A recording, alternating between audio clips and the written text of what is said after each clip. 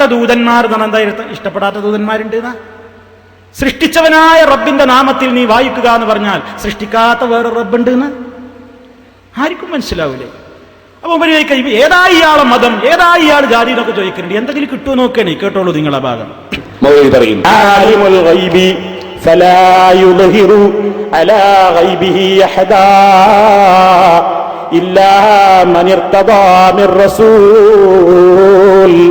അല്ലാഹുവാണ് അദൃശ്യം അറിയുന്നവനാണവൻ.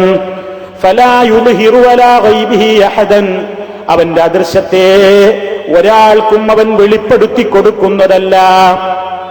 ഇല്ലാ മനിർത്തദാ മിർ റസൂലിൻ, ദൂതന്മാരിൽ നിന്ന് അവൻ തൃപ്തിപ്പെട്ടവർക്കല്ലാതെ. അർത്ഥം വെച്ചേട്ടങ്ങള്, ദൂതന്മാരിൽ നിന്ന് അവൻ തൃപ്തിപ്പെട്ടവർക്കല്ലാതെ. അപ്പൊ അള്ളാന്റെ ദൂതന്മാരത്തിൽ അല്ല ഒറ്റപ്പെടാത്തവരുണ്ടോ, തൃപ്തിപ്പെടാത്തവരുണ്ടോ? ഇത് ഏതാണ് ഈ മൗലവി, ഏതാണ് ഇയാളെ മതം, ഏതാണ് ഈ മുസ്ലിയാർ?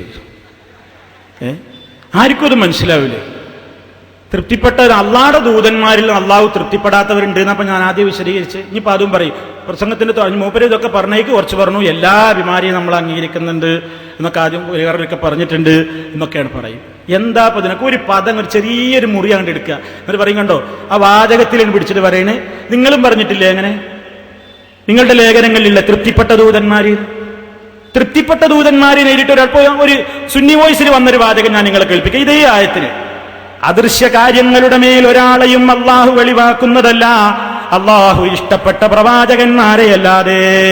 അപ്പൊ ഒരാൾ ചോദിക്കാണ്, അല്ല അടുത്ത ലക്കത്തിൽ ചോദിക്കുക, ഇഷ്ടപ്പെടാത്ത പ്രവാചകരുണ്ടാ? ഏതാ ഈ സുന്നി വോയിസ്, ഏതാ ഇതിന്റെ എഡിറ്റർ, ആരാ ഇതിന്റെ പബ്ലിഷർ, ഏതാ ഇയാളെ മതം എന്നൊക്കെ ചോദിച്ചാൽ ഇതൊക്കെ ഒരു പ്രയോഗല്ലേ, ആർക്കും മനസ്സിലാവൂലേ? എന്നാൽ നിങ്ങൾ ഇതൊരു തട്ടിപ്പ് കേട്ടോ. ഈ കാണുന്ന പുസ്തകം ഫതാവ മുഹയ്യിസുന്ന, ആരാന്നറിയോ? പൊന്മളക്കാരൻ മുസ്ലിയാരുടെ ഫതാവ സുന്നയാണ്. പൊന്മള മുസ്ലിയാർ അയാൾ പറയുന്നത് നോക്കൂ. ഈ ആയത്തിന് മൂപ്പരർത്ഥം കേട്ടോളൂ കേട്ടോ.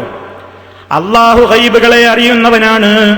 അവന്റെ എല്ലാ ഗൈബുകളെയും ഒരു വ്യക്തിക്കും അവൻ അറിയിച്ചു കൊടുക്കുകയില്ല. അവൻ ഇഷ്ടപ്പെട്ട വ്യക്തികൾക്കൊഴിച്ച്. റസൂലിന് എവിടെ മുസ്ലിയാരെ വ്യക്തിനർത്ഥം? ഇല്ലാ മനിർത്തല മിർ റസൂലിന് അർത്ഥം വെച്ചാൽ ഇഷ്ടപ്പെട്ട വ്യക്തികൾക്കൊഴികെ. റസൂലിന് വ്യക്തിനർത്ഥമുണ്ടോ? അപ്പൊ എന്താണെന്നറിയോ, പലരെയും അതിലേക്ക് അങ്ങ് തിരികെ കയറ്റാൻ വേണ്ടി വ്യക്തി എന്ന് പറഞ്ഞാൽ ഒരു എല്ലാരെയും പെടുത്താലോ, വേണ്ടവരൊക്കെ പെടുത്താലോ, എല്ലാരെയും പെടുത്താം. റസൂലിനാവുമ്പോൾ അതിൽ പരിമിതാവുമല്ലോ. അപ്പൊ റസൂൽ എന്ന് പറഞ്ഞില്ല, നബി എന്ന് പറഞ്ഞില്ല, പ്രവാചകൻ എന്ന് പറഞ്ഞില്ല, അതൊന്നും പറഞ്ഞില്ല. ഇഷ്ടപ്പെട്ട വ്യക്തികൾക്കല്ലാതെ. അപ്പൊ വ്യക്തിയായിട്ട് ആരൊക്കെ ഉണ്ടോ? എല്ലാവരും വ്യക്തി വ്യക്തി വ്യക്തി വ്യക്തി. ഇതാണ്. നിങ്ങൾ ചിന്തിച്ചു നോക്കൂ. അർത്ഥം മാറ്റുന്ന കോലം അങ്ങനെയാണ്. ഞാൻ അവിടെ ഒരർത്ഥവും മാറ്റിയിട്ടില്ല, ഞാനൊരർത്ഥവും മാറ്റിയിട്ടില്ല.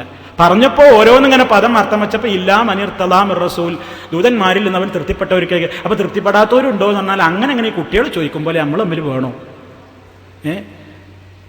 എനിക്കിപ്പോ അതിന് ഒഴിവില്ല എന്ന് പറഞ്ഞാൽ എന്നാ പിന്നെ എപ്പോഴാ? നാളെ നന്നു പറ്റുമോ? പിന്നെയും ചോദിക്കുക.